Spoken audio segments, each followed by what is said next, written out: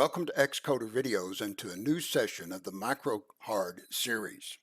You're watching session number 12. In this video, we're going to be looking at the Counter 4 task that was opened up to us in our last video, I believe, maybe next to the last. There are two tasks remaining for us at this time. The first one is the RAM for W16B. We'll get to that task in our next video, but we're going to tackle Counter 4B in this one. I have to confess that this one was really difficult for me comparatively compared to the other components that we've created. All of the other components were very, very easy by comparison to this. This one the Counter 4B is a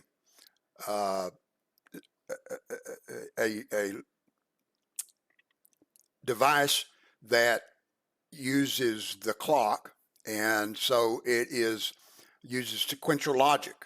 And sometimes when you're using sequential logic, it's very difficult to get things worked out in the logic so that they transpire right in order. There are a number of ways of creating a counter, and it's really not hard to create a counter, but it is hard to create a counter such as this one, especially based upon the specifications that are given for this one. So let's take a look at the specifications, and maybe we can talk a little bit about what makes it more difficult than a regular counter.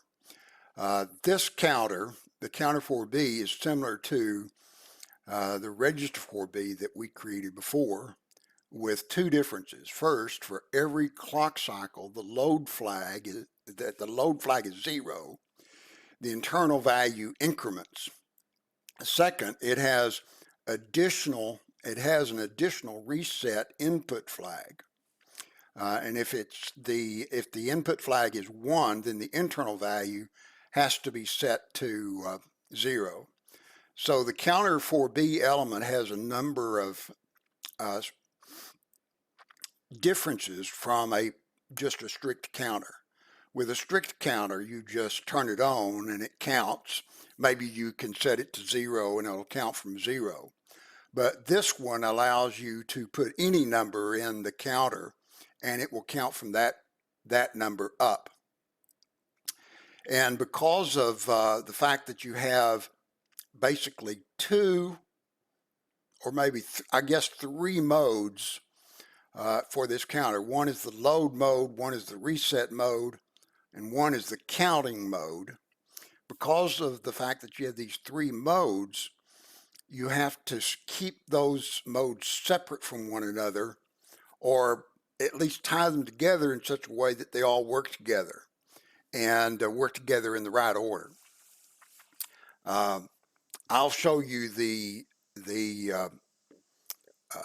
design that I eventually worked out in the digital tool that I've downloaded and I've showed you before in just a moment, but let's go ahead and continue to look at this. Let's look at the interface. The interface has a 4-bus input and a 4-bus output. It has a 1-bit load input and a 1-bit reset input. When load goes high, then whatever value is on the input will set the counter. When reset goes high, then 0 sets the counter. And when load is low and the clock goes high, then the counter will increment by 1. And so that gives us a graphical representation next, where you can see where the inputs and outputs are and the load and the reset and how they go in there. And then an example of the truth table, or example of the inputs and outputs. And you'll notice in some of these cases, you have the same, you'll have the same input, load and reset, but you'll get different outputs. And that is because of the sequential nature of how this particular component works. And so that is the specification. We'll go ahead and I'll get over in that, look at the design. We'll come into the design in a moment and take a look at that when we're ready to wire it up. Let's go and take a look at the design that I've came up with in digital. I eventually had to go out on the internet and get some help to get over a problem that I was having with the designs that I was working with. I tried several, but most of the designs I was working with involved feeding or giving feedback to these DFFs, the flip-flops, from one to the next, in which he made these flip-flops work in order with one another, and that was a mistake because it slowed things down, and the data could not get to the output fast enough in that way, and therefore the logic wasn't working right. I eventually found a design on the internet that did part of the work that I was wanting, though it had some flaws within the design that I had to work out and debug, but eventually got that and then added some logic to it to have the ability to load a value and to reset the value and so on.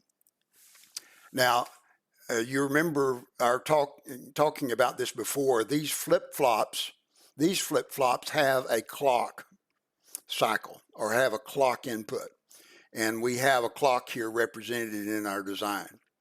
In Microhard, the digital flip-flops do not specify a clock input. It's just implied within there. So that was another problem that I was having. I was trying to find a way to connect with the flop so that I could use the clock to in part of my logic, and you can't get to the clock in Microhard, so I had to give that up. And this solution presented itself, and it worked very well. So let's take a look at the solution. We have a load input, as the specification calls for, and a reset input. The load input and the reset input are tied together here with this OR gate. So the OR gate puts both of the load input and the reset input on this common line right here. So if either the load is high or the reset is high, then this line will be high. And then we have the input right here. This is a 4-bit input going to this 4-bit AND gate. And I've took the reset, the output from the reset button, and tied it to all 4 wires going into this input of the AND gate. So when the reset is low, these 4 bits are going to be high, and that enables this gate to allow the N, whatever value is in the input, to get on to this bus right here. When the reset is low, then the AND gate is blocked, and this output is going to be a 0, and that is the source for us resetting the component to its 0 value. Now, I'm not going to go through all of the logic on this. It would just take too long, but I wanted to point out that these AND gates here propagate a carry bit if necessary. And I have an extra input here called the carry in. In Microhard, I'll just set this carry in to 1, and it will always be a 1, but as if there is a carry coming into the component. But these AND gates, as I've mentioned here, they allow the carry bit to propagate to each bit of the adder logic as necessary. And by adding this carry in, whenever the clock goes high, that's going to result in the value of 1 being added to whatever is in whatever is in the flip-flop. These AND gates allow in the end value into the logic, the value that it's coming from this AND gate right here. And so when the load is high, you see where load comes here and then down this line, and then to each one of these AND gates. When the load is high, these AND gates will allow that value to pass on to the OR gate, and the OR gate is going to pass that value on to the flip-flops. And when the flip-flops get a high clock bit, then they'll be set with the value that is in this on this bus right over here, the input. If the load is low, though, then this is going to block these values, and instead of these values having an impact upon the value in the flip-flops, we have a feedback loop coming from the outside of the flip-flops coming into these AND gates. And these AND gates are controlled by this NOT operator, so that when the load is low and reset is low, the NOT operator is going to have a high value, and it's going to turn these AND gates on so that they allow the value from the out values of the D flip-flops on into the logic over here, which come into the exclusive OR gate, that come back to the OR gate, and so on. And the result of that feedback adds, well, if this is a 1, if this is a high value, the result of that feedback will cause the value to increment by 1 to the output. And it looks like this when we run it. Let's suppose there is, that it just starts out like this. We have an output value now currently that is a 1. We have an input value, this is a 0. The input value is 0. Reset is load, and the load is load. And we need to turn the carry on, because that will always be on in our eventual design in Microhard. Then when the clock bit comes on, that results in the addition of 1, and every clock bit is going to cause that value to increase up until it gets to F, and then the next increase will send it back to 0, just like that. And then I'll go low. Let's try an input. I'm going to have an input. Let's say we want to start at 8. So the input now is 8. Reset is low, so this bus is high. And 8 and this value is going to produce an 8 over here on these wires. And you can see that with pin 3 of this splitter going high, and it comes to this AND gate. but currently the load value is low, so the AND gate doesn't pass anything in. If the clock were to cycle at this point, let's just go ahead and cycle it.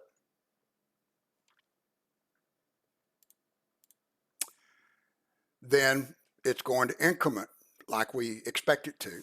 But if the load goes high and the clock cycles, the value gets the value from the end gate here. So it goes through this value to this OR gate and to this OR gate. So this gets a 0, that gets a 0, that gets a 0, and that gets a 1, and that translates to the output value of 8. Load goes back down, and so on. And now let's look at the reset. The reset is similar to a load value, except it has a specified input. The input is 0. Here the input here is still 8. We haven't changed that. So it has an input of 8 going to this AND gate. But if we flip the reset button, all of these pins now go to 0 because of this NOT gate. So these go to 0. So we have a 0 and an 8 coming into this AND gate, and that produces a value of 0 on this bus, which means that all of these wires are now set to 0. This reset goes through the OR gate, so it's acting now as if the load gate was on, and we get these values high on each one of these. And when the clock goes high, the output now goes to 0. And so that is the logic of our system. Let's take a look at the components that we've got, and so that we know exactly what we need. We've got the OR gate between the load and the reset. So that's one OR gate. And then we have an OR gate input into each one of the D flip-flops. So we need 4 OR gates here. That's 5 OR gates that we're going to use total. Then let's take a look at our AND gates. We've got an AND gate here to AND the load and the carry in bits. That's 1. And then we've got an AND gate. We've got 3 more AND gates to propagate the carry bit. And then we've got 4 AND gates here to allow the input value on toward the D flip-flops, and 4 more AND gates here for the feedback loop. So that's 8, 12, 13 AND gates in our logic. Looks like we've got 4 exclusive OR gates here as part of the feedback loop, and we've got 4 D flip-flops. Am I missing anything? I think that really covers all the components that we need. We're not going to need the clock. We don't need a clock because it's implied. And so that's all the gates. Let's look. Again, 5 ORs, 13 AND gates. We'll go, we'll define these, we'll name these AND gates so that they are, so they make a little more sense to us than just what we normally do by numbering. But OR gates, that's 1 to 4 here, and we'll make this one, I don't know, we'll give that a specification that makes sense to us. And these exclusive OR gates will be 1 to 4. That will be fine for those. But we need to separate these banks of AND gates so that their use is clearly understood to us. So let's we'll move this over to the other screen so I can see what we're doing, and go to the workspace and see if we can't specify our parts and wires and get all that working out. So let's start off with our OR gates, and we'll call the first one OR. Let's just call it OR load, and it's an OR. And then we'll have OR 1, OR 2, OR 3,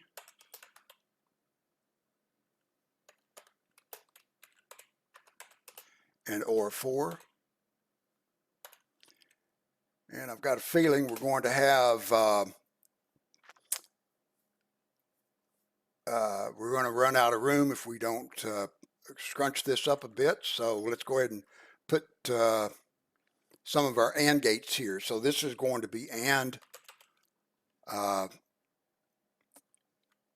in, and then we'll have the 4 carry AND bits. Those will be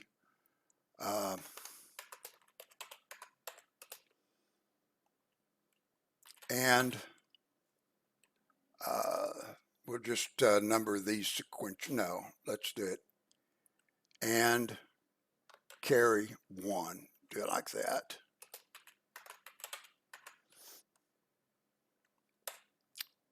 And we'll go ahead and go down and carry 2 and carry 3 and carry 4. Get me a sip of coffee here. The breakfast of champions. And let's see. Then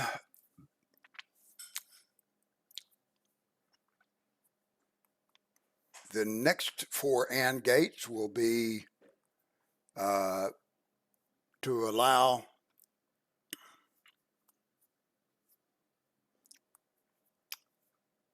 the bits to come in. So I'm just going to number those. And 1, and 2, and 3, and 4. And then we've got these backward AND gates for the feedback. So we'll call those AND feedback 1, and feedback 2,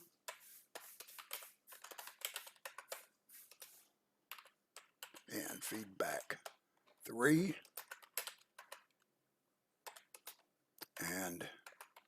and feedback 4. Okay, so that's that's all of our ORs and all of our AND gates. Now we need the exclusive ORs, and there are 4 of those.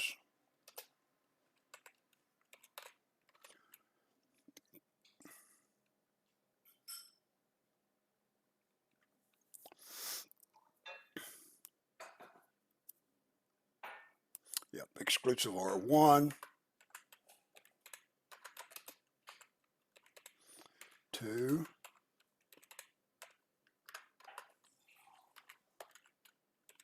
3, and exclusive OR 4. And the one thing left is the digital flip-flops, D flip-flops. Okay, and let's go to just number those is good.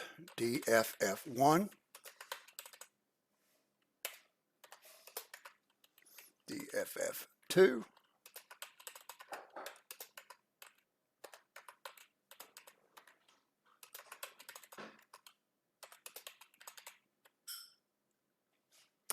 one, two, three, four.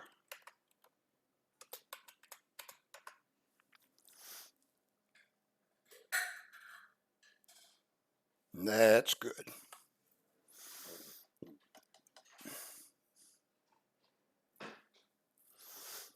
Now, that is all of the components, and I'm not certain yet if there is a way to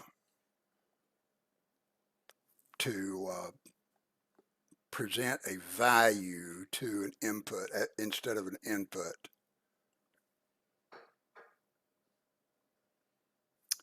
Let's go back and take a look at our specification, because I'll pause this and we'll come back. I'll come back after I've looked at the syntax documentation. So let's pause. Okay, here we are at the syntax document, and I've found what I was looking for here. You look down here where it says how the wires can connect, and around the middle of the screen, and at the very bottom you can send a specific value to an input. 1 to out pins 3, for example, would be the high value, and that was what I was looking for in for the logic for the counter. So let's go back now to the counter. No, I don't want to close that. And go back to the design and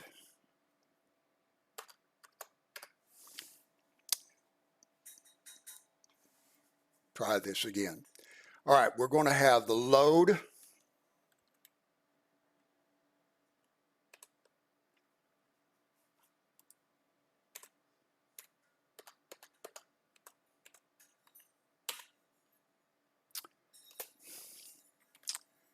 to exclusive OR, the OR load,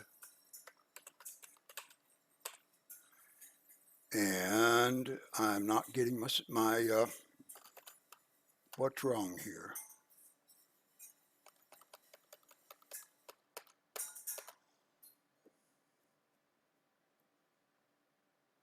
Must have something wrong up here in the logic somewhere, or there it is.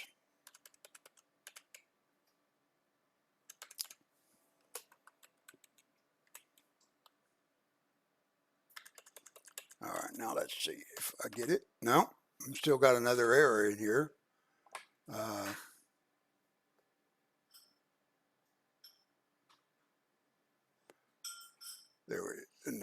There is another one, and C4.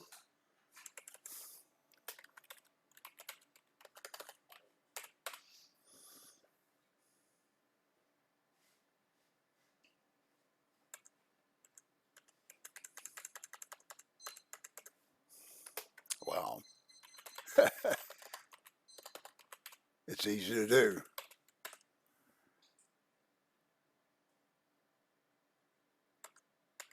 All right, there we go. And we want to go load. It's going to go to OR load N1.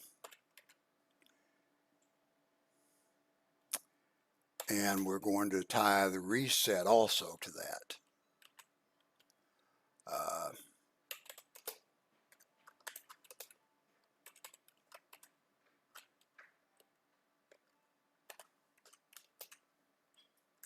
To N2. And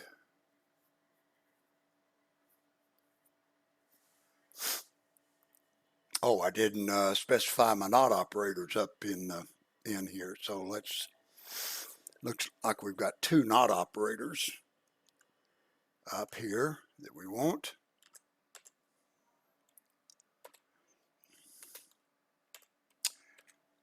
NOT, I'll just call it NOT L for the load logic.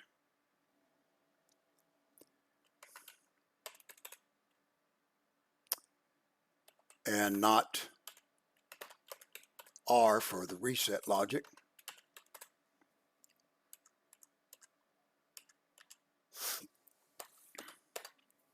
And let's see, how does that do it?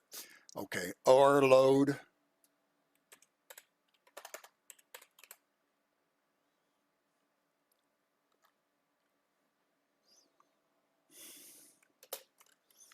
out, or load out will go to NOT LN, and then reset out, reset will go to NOT RN.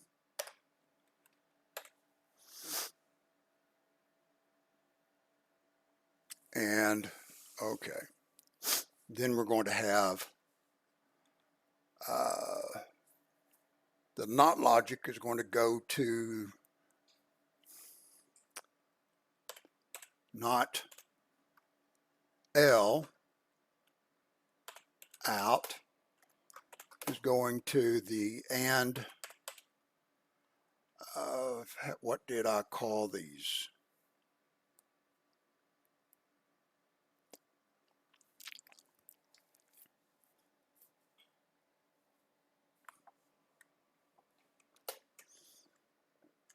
And 1 and 2 and C and yeah, the carry and carry 1.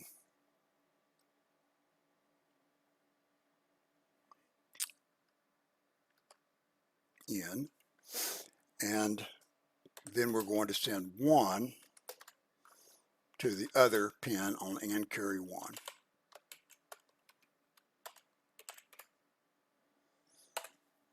Okay, so that gets us to right about here. We've got this added, these parts added, and these parts added. Still got a lot to go, and I'm not going to force you to watch all this. I think what I'll do is I'll pause this and take my time to get these inputs right, and we'll come back maybe in the middle of this or at the end of it when I finish wiring it up, and we'll complete our video in that way. See you back here in a moment.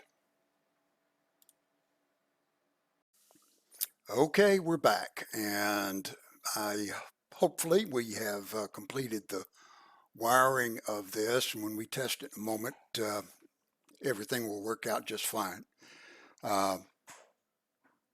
To explain what I did in the wiring to make it a little easier on me, to make sure that I got all the parts connected in the right way, I divided the design into separate sections to kind of help me organize it and make sure that I connected the sections up correctly. These green areas are the section I called the data input section, and the carry bit section here in this blue.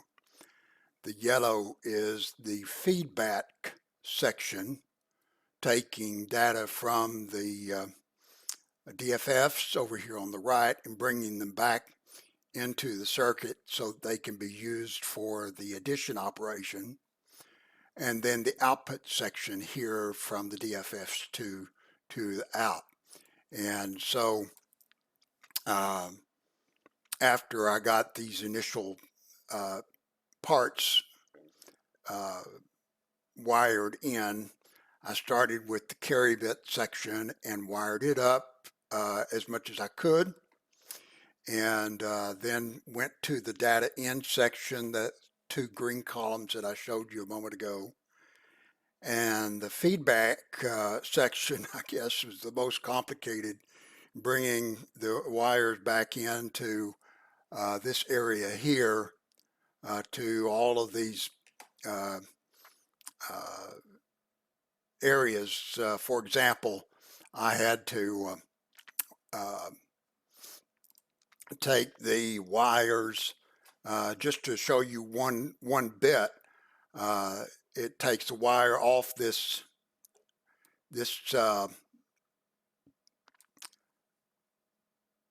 DFF, feeds it into this AND gate, which feeds it into this AND gate, and also into this exclusive OR gate. And then this exclusive OR gate has to feed back into this OR gate.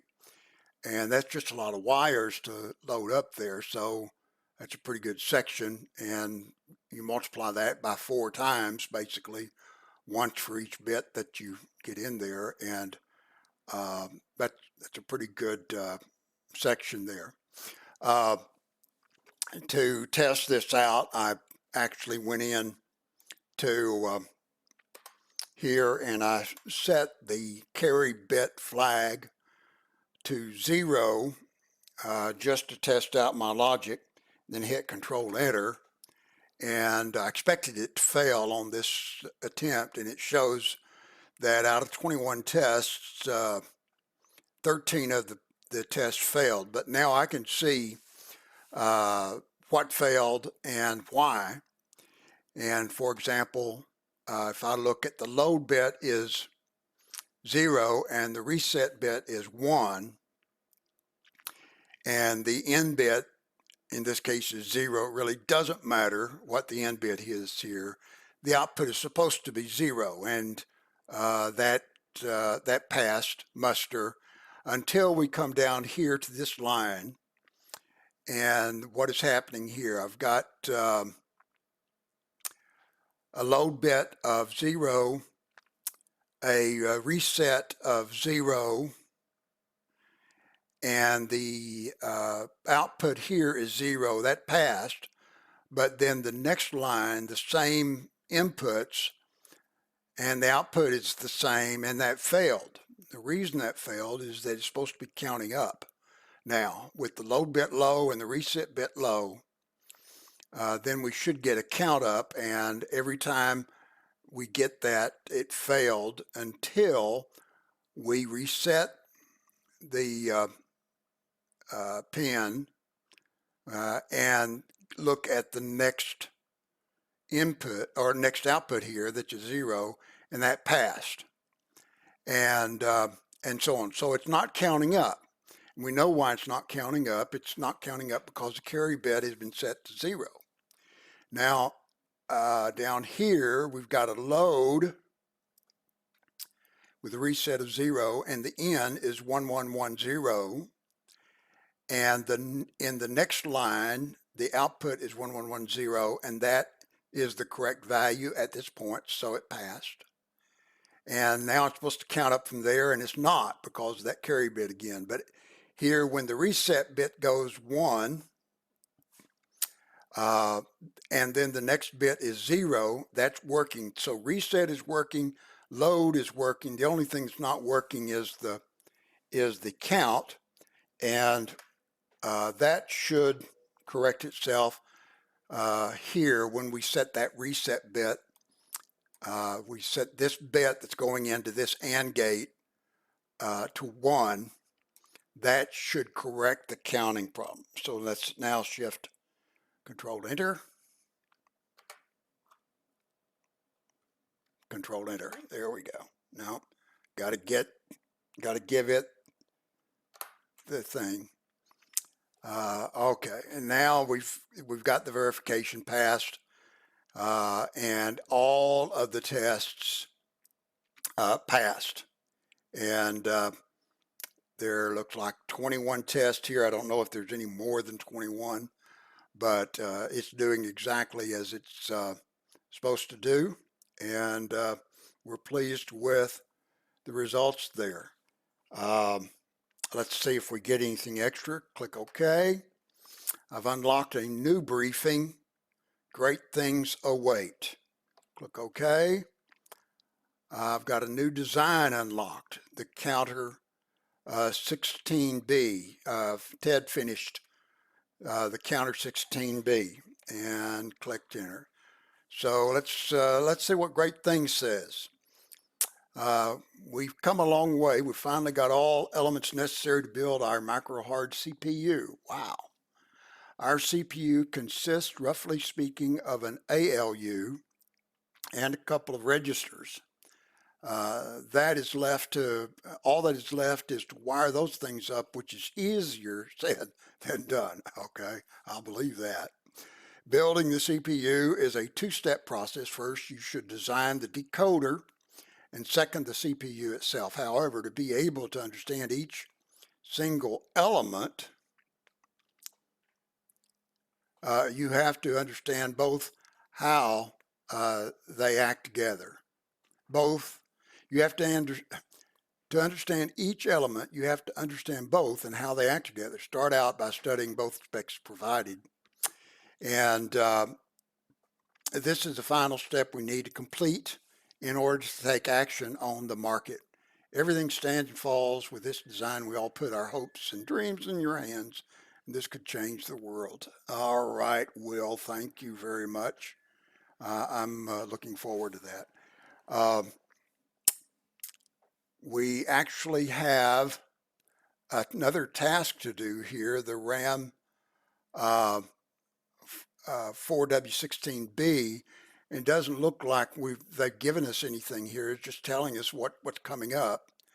And we're going to build the CPU in two steps. The decoder and what did it say here? Decoder and then the CPU. So we'll see how that goes once they unlock those tasks. But right now the task is to create a RAM 4W16B, which is a 4 register memory, basically 16-bit memory, but there's going to be 4 bytes or 4 registers of 16-bit in this memory specification.